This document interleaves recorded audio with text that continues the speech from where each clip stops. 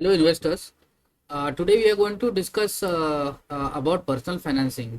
Many people, whenever they have excess money to invest, they're always, concerned about how to generate maximum returns in their on their portfolio. Like how to whether we should invest that money into mutual funds, whether they should invest in fixed deposits, whether they should invest in gold, ETF, etc. So there are many asset classes where the investment can be made. So what happens is that we always the what the expert says that you should have a diversified portfolio.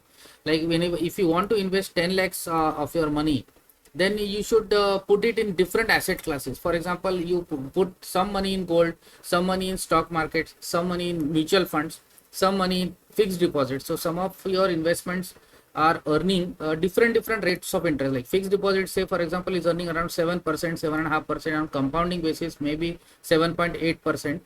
But that all depends on the interest rates in the system. Secondly, the stock market, if you see the Nifty, like for example, on an average basis, around 12 to 15% CAGR you can expect in case of Nifty. But there are a lot of fluctuations because the markets go up and down, and certain sometimes the bear market is there, so you see your investment going down. Now here we are going to discuss about what is rule of 72. So this helps in you managing your investments for a longer period of time. So rule of 72, what does it say? Rule of 72 says that how to calculate how much return they are going to get, like for how much will you double your money in how many years. So how long an investment will take to double its value given the fixed annual rate of interest. तो आपको क्या देखना है कि अगर आपके पास 10 लाख रुपया है इन्वेस्ट करने को, और 10 लाख रुपया को आपने अगर एफडी में इन्वेस्ट किया, तो fix deposit, for example I am just taking example, say for example it giving 8% returns. अगर fix deposit is giving 8%, it will take 9 years to you to double your money. So divide 72 by the annual rate of return, which gives an investors an estimate of how many years it will take for initial investment to double. So rule 72 states that if rupees 1 lakh invested in annual fixed interest rate of 10% would take 7.2 years to grow to 2 lakhs. तो आपको अगर पैसा double करना है, अगर आपको 1 लाख का 2 लाख करना है, और अगर आप ऐसे इंस्ट्रूमेंट सिलेक्ट करते हो कि जिसमें 10% आपका इंटरेस्ट रेट है, CAGR है, तो आपका पैसा डबल होगा, 7.2 ईयर्स में आपका पैसा डबल होगा. तो that is what it says, rule of 72. अभी इसमें ऐसा है कि अगर आपने समझो निफ्टी में अगर इन्वेस्ट किया, निफ्टी में लार्ज कैप्स में, तो आपका से फॉर एग्जांपल 12% CAGR हम लोग एज्यूम करते हैं निफ्टी में, हिस्टोरिकल वैसे हुआ है, तो 12% CAGR अगर निफ्टी में आप इन्वेस्ट करते हो तो 6 साल में आपका पैसा डबल होगा. और अगर आपने निफ्टी में इन्वेस्ट करने के इंस्टेड ऑफ निफ्टी, अगर आप ऐसे स्टॉक्स में इन्वेस्ट करते हो जिसमें हाई ग्रोथ ज़्यादा है और ज़्यादा they have given high appreciation in the past, और अगर 15% का CAGR में अगर कोई भी इंस्ट्रूमेंट में आप इन्वेस्ट करते हो, तो आपका पैसा 4.8 ईयर्स में डबल होगा. So let us look at the chart of Nifty 50, how much Nifty 50 has generated in the last 5 years. अगर आपने Nifty 50 में इन्वेस्ट किया होता तो in 2019 में तो 11,174 was the Nifty, और आपने डबल किया पैसा when 11,000 से approximately 22,000 कब हुआ, तो 22,000 it came at around here. So you have doubled your money in less than 5 years. Okay. So in Nifty 50, if you had invested money in for the last 5 years, it has given you a return of 130% return. तो आपने double किया है, तो your objective should be to double your money in less than 5 years. 5 साल में तो double करने का objective normally people they have this objective. तो 70 rule of 72 says is 72 divided by your average what is the CAGR, okay, interest rate. तो that is giving it will double your money. So Nifty 50 में last 5 साल में 130% return दिया है. HDFC large and mid cap उन्होंने, आप देखोगे तो उन्होंने जो रिटर्न दिया 240%. तो if you had invested your money in 2019 in HDFC large and mid cap fund, mutual fund, तो इसमें आपने पैसा डबल कभी किया, तो 108 का NAV पे इफ यू हैड इन्वेस्टेड 108 का NAV, 216 you are doubled your money. So 216 was in May 2023. So May 2023 में you would have already doubled your money, और उसके बाद भी आपका पैसा और बढ़ा है. तो अभी आपका NAV 369, तो 108 और more than 3 times you have made your money in HDFC large cap mid cap fund. Now let us look at gold. Gold में आपने कितना पैसा बनाया, आपने अगर आपने गोल्ड में इन्वेस्ट किया होता तो आपने 98% गोल्ड ने रिटर्न दिया है in the last 5 years. Like 5 अक्टूबर 2019 में अगर आपने गोल्ड में इन्वेस्ट किया होता तो gold is almost doubled in last 5 years. तो गोल्ड ने 5 साल में डबल किया है आपका पैसा।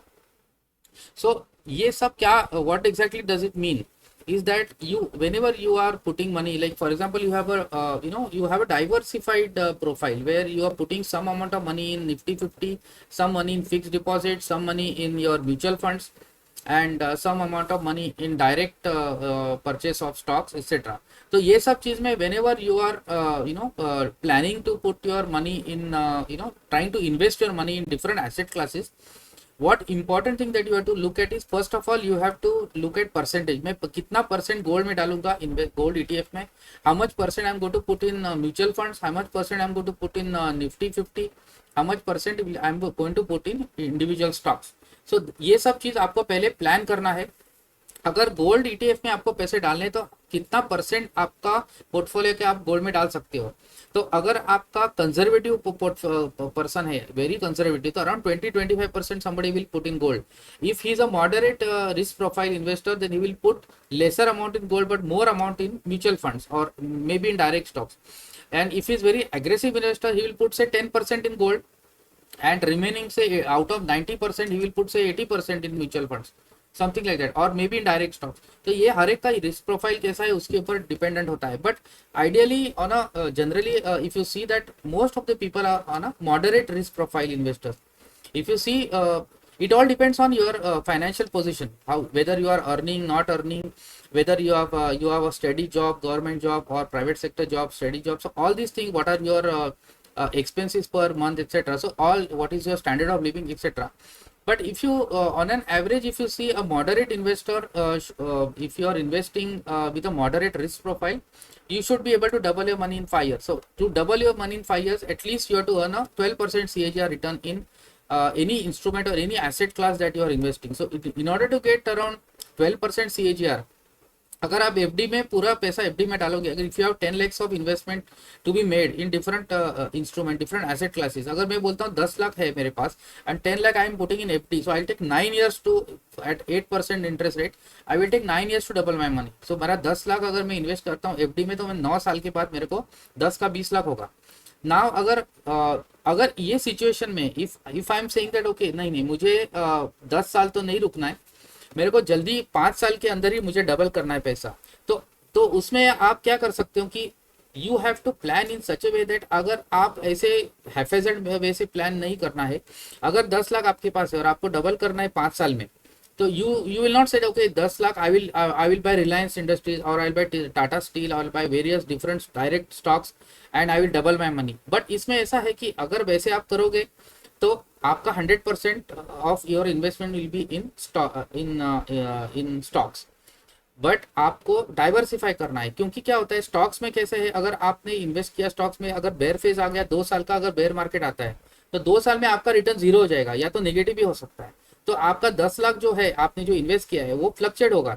अगर 1 साल के बाद अगर 10 लाख का समझो 15 लाख भी होता है, आप बोलोगे चलो मेरा 50% एप्रिसिएशन हुआ, बट 1 साल के बाद अगर बेयर मार्केट आता है तो 15 लाख का आपका 8 लाख भी हो सकता है, तो आपका 2 लाख का लॉस हो गया। तो स्टॉक मार्केट में ये सब अप्स एंड डाउन होने वाले हैं, तो बेयर मार्केट बुल मार्केट आने वाले हैं। तो अगर लेकिन आप 5 साल में अगर देखोगे तो आपने दोनों बुल मार्केट और बेयर मार्केट दोनों देखे होंगे। तो अगर if you are investing in 10 lakhs of money, so aggressive investor what he will do, okay वो क्या बोलेगा at least 10% I will put in gold ETF, so he will buy ICICI Prudential gold ETF or maybe Nippon or maybe any other gold ETF। तो बोलेगा चलो 10% of my portfolio should be in gold ETF, remaining 90% में से मैं बोलूंगा around 45-50% I will put in mutual funds and remaining I will buy direct stocks. ये है aggressive investor रहेगा। लेकिन अगर मॉडरेट इन रिस्क प्रोफाइल रहेगा आदमी का, तो मॉडरेट रिस्क प्रोफाइल आदमी क्या बोलेगा, नहीं मेरे को थोड़ा गोल्ड ज्यादा लेना है, बिकॉज अभी जियो पॉलिटिकल इश्यू चल रहा है, Israel and Iran and Hamas और इन लोग का जो भी टेंशन चल रहा है, और जिसके कारण gold will do very well in case of such uncertain times। and also अगर inflation अगर ज़्यादा बढ़ता है सिस्टम में, तो in that case the economies will not perform that well. So gold is a good hedge against inflation. तो gold में आई will put, तो मॉडरेट रिस्क प्रोफाइल वाला बोलेगा मैं 15% 20% गोल्ड ETF लूंगा और बाकी 80% में से मैं थोड़ा बहुत FD में रखूंगा, थोड़ा I will by mutual funds some percent और some percent I will buy Nifty 50 etcetera जो भी है FD एक्सेट्रा. लेकिन कंजर्वेटिव आदमी रहेगा जो कंजर्वेटिव बोलेगा कि चलो मैं एटलीस्ट 20% गोल्ड ETF में रखूंगा, लेकिन मेरा maximum 57-60% I will put in fix deposit जिसमें मेरे को गारंटेड रिटर्न आने वाला है. तो इस टाइप से they will keep on they will decide upon based on individual risk profile. तो इसमें ऐसा है कि rule of 72 what it says is that you have to decide like 8% if you are saying okay I will put some amount of money 20% in gold ETF so which will give me 8% which will give me around 10 to 12% return. So अगर 10% अगर आप return expect करते हो gold में तो आप 7.2 years में gold में आप 5 डबल कर सकते हो पैसा. If you are putting money in mutual funds, say for example I am taking 15% CAGR which mutual funds will give much more than Nifty's 12%. So you'll make 4.8 years to double your money. Say if you are putting in Nifty, it will take around 6 years to, it has taken 6 years to double your money. So इसमें ऐसा है कि what we have seen is that whenever you are investing your money into various asset classes, asset allocation में आपको important चीज क्या है, एक तो आपका रिस्क प्रोफाइल क्या है, are you having a extremely conservative risk profile और whether you are having moderate risk profile और whether you are having aggressive risk profile. ये सब चीज इंपॉर्टेंट है. पहले तो आपका रिस्क प्रोफाइल इंपॉर्टेंट है. Once you have decided that okay your risk profile is a moderate risk profile or a conservative risk profile, when you are saying okay I have a conservative risk profile, I don't want to make much losses but I am happy with lesser amount of return that, और मेरा थोड़ा ज़्यादा time लगेगा, 7 साल में पैसा double हो गया, I am happy with it. Some people say नहीं 7 years is too long a period, I want to double my money in less than 5 years. Okay, so that person will say चलो I will put in ICICI Prudential और HDFC mutual fund, large and mid cap fund. तो जिसमें mutual fund में अगर मैं invest करूंगा they will have a mix of small cap stocks, mid cap stock, large cap stocks, so then they will generate more returns and then I will make my double my money in less than 5 years. So आपको आपका risk profile जानना है, risk profile के base पे आपको portfolio allocation करना है. एक बार आपने पोर्टफोलियो एलोकेशन कर दिया, रिस्क प्रोफाइल आपका डिसाइड हो गया, उसके बाद रूल ऑफ 72 अप्लाई करना है. रूल ऑफ 72 में आपको क्या करना है कि आप से फॉर एग्जांपल अगर मैं बोलता हूं कि आप out of 10 lakhs, okay, you say I'll put 10% in gold ETF. okay, gold ETF में अगर आप देखोगे तो गोल्ड का rate it has gone up to around 33% gold has given returns in last 1 year. एक साल में 33% is gold has never given in the history. It is in 2024 gold has given very high returns around 33%, which is too high. So लेकिन आपको देखना है कि ये 33% return every year नहीं आएगा गोल्ड का, because 2024 is an exception because lot of economies where they're in recession. Recession में ऐसे होता है कि the asset prices keep on the amount in the money in the supply in the system goes down because the Fed rate is increasing the interest rate. okay, इसके कारण क्या होता है कि इन्फ्लेशन जो है, इन्फ्लेशन को उसको कर्ब करना है. तो जैसे Fed rate interest rate reduce करेगा तो इन्फ्लेशन को भी काबू आएगा, तो more money will be pumped into the system. जैसे more money will be pumped into the system, people will start buying consumer durable, they will buy real estate, they will buy cars, and वैसे economies businesses will take more loans and economy will GDP growth will come in the economy. तो ऐसे है कि अगर interest rate, falling interest rate में आपको कहाँ invest करना है. अगर नेक्स्ट 2 साल में आप देखोगे तो Fed is going to cut interest rate, RBI also will going to cut interest rate. तो अगर आपने say for example if you are not locking your investment at higher rate of return now, you will be repenting later, because आज आपको अगर fix deposit में 7.5 का return percent interest है, for example अगर आपने आगे जाके RBI ने रिड्यूस किया repo rate, okay, and interest rates come down in the system, अगर एक साल में आपको 7.5% का FD है, लेकिन एक साल के बाद अगर 6% का FD का इंटरेस्ट मिल रहा होगा, तो you are locking your money at 7.5% only for 1 year. एक साल में आपको 7.5 पे मिल रहा है, लेकिन उसके बाद 6% मिल रहा है आपको इंटरेस्ट रेट. तो 6% का अगर आप देखोगे तो आपको 12 साल लगेंगे डबल करने में पैसा. तो then you have to look at that way. Rule of 72 should be always in your mind. अगर you are investing in FD 6% interest rate पे, तो आपको 12 साल में पैसा डबल होगा. अगर आपको 7.5%, 8% पे FD में आप इन्वेस्ट करते हो तो 9 साल में आपका पैसा डबल होने वाला है. So you have to accordingly decide where to put your money in the different asset classes. तो एक बार आपने asset allocation decide हो गया, then से फॉर एग्जांपल आपने 10% 10% गोल्ड ईटीएफ में डालना डिसाइड किया है, बट गोल्ड ईटीएफ में आपने क्या दिया है कि चलो मैं I will put money in say ICICI और whichever gold ETFs are currently in the system, I will start buying gold. But आपको एक वन टाइम गोल्ड में इन्वेस्ट करेंगे, gold has see the charts, gold has already gone up so high, और middle east में भी काफी सारे tension चल रहे थे, gold is going up. What you have to do is whenever you are starting the investing journey, you have to always buy low, sell high. Okay? Buy low means whenever the stock prices or the prices of that asset are lower or they are going down, that is the time when you start put some money into the stocks or in various asset classes. अगर gold all time high पे, gold बहुत ऊपर चला गया, 33% 1 year में return दिया है gold ने, तो this is at very high level. तो now you have to wait for the gold price to come down. अगर गोल्ड का ईटीएफ का अगर प्राइसेस नीचे आते हैं, अगर कुछ सीज फायर होता है in future, you never know what will happen, Russia Ukraine war might end, Israel Iran also tensions which have escalated of late which might go down, तो gold will may correct also, you never know. अगर gold correct होता है then you start putting some amount of money into gold. 10% अगर आपका weightage gold में है, तो gold ETF जैसे नीचे आते हैं तो आप you put say 2% of your money in gold ETF, थोड़ा और नीचे आएगा तो और पुट और 2%, like that you have to stagger your investments over next few months, and accordingly you after say 6-8 महीने में आपका 10% का ईटीएफ का आपका एसेट एलोकेशन के बेस पे वेटेज आ जाएगा, तो आपको 6-8 महीने तक आपका गोल्ड का एक तो बन गया। उसके बाद आप देखिए mutual fund are also at all time high level.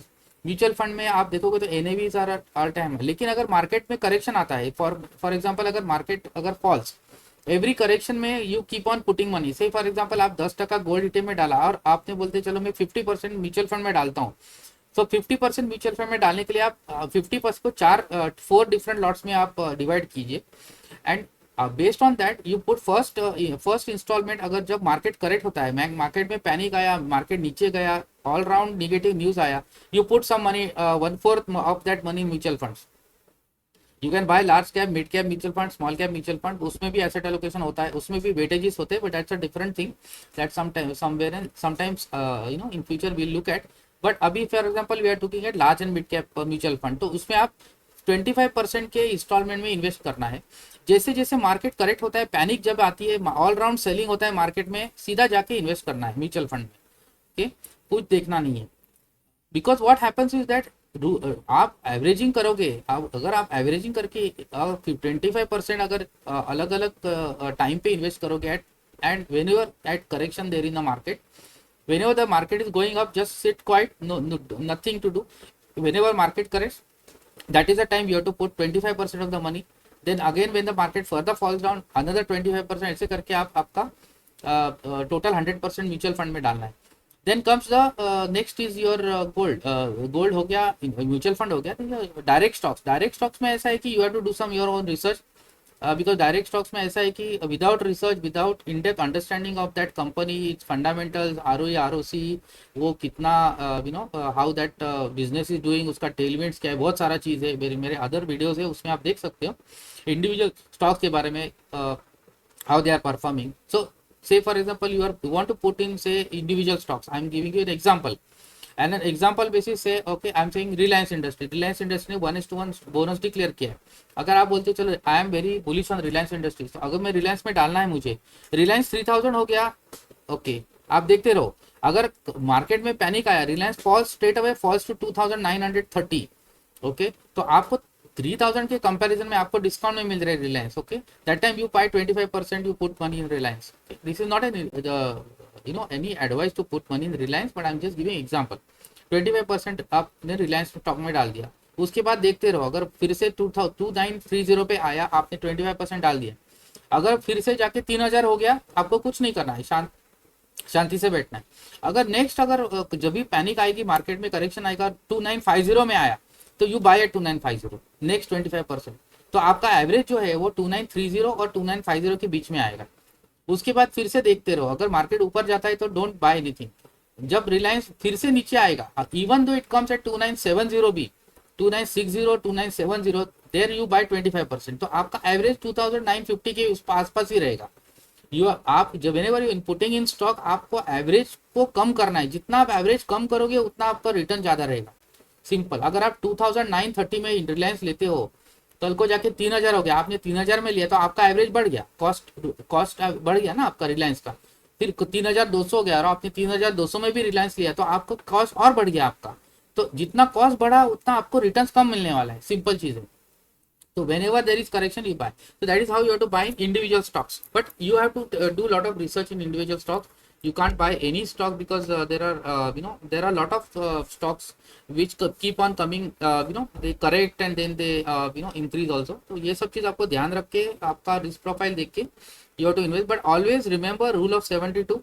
There is another rule, okay, which is rule of 1114. Okay, rule of 114 क्या बोलता है कि कितने साल में आप ट्रिपल करोगे आपका पैसा। तो अगर आपको कोई भी इंस्ट्रूमेंट में अगर आपको 10% का रिटर्न मिलने वाला है, okay, 10% return you are expecting CAGR return in any asset class, तो रूल ऑफ 114 क्या बोलता है? रूल ऑफ 114 ये बोलता है कि how many years will take to triple your money.